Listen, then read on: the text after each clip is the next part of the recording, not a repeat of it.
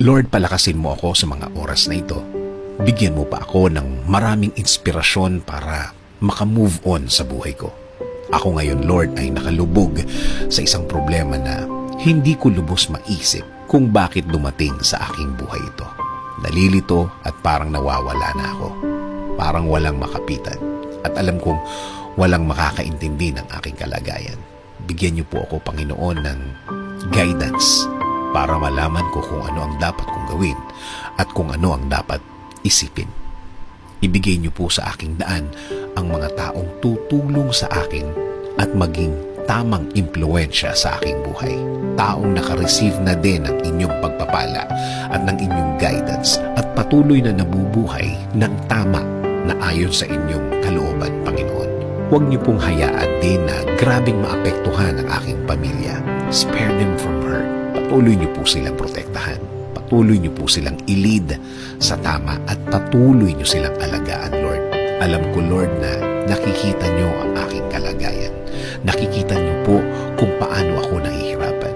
Huwag niyo po sanang hayaan na magtuloy-tuloy ang aking nararanasan, Panginoon. Kaya, Panginoon, patuloy niyong lagyan ng liwanag ang aking puso't isipan. Alam kong tutulungan mo ako ulit. Alam kong gagaan ang lahat ulit. Alam kong hindi na magtatagal. Darating na ang tulong niyo sa akin.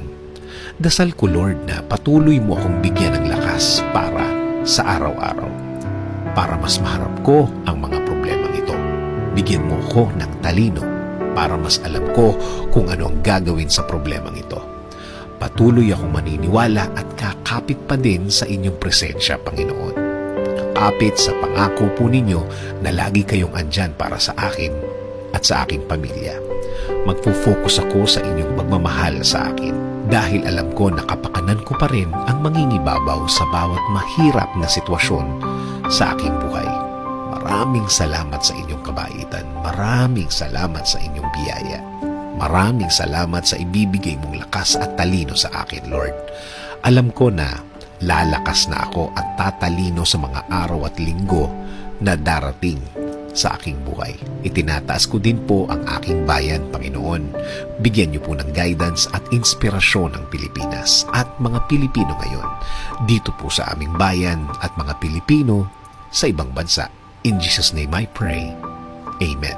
Sabi sa Psalm 46:1-3, God is our refuge and strength, an ever-present help in trouble. Therefore, we will not fear, though the earth give way and the mountains fall into the heart of the sea, though its waters roar and foam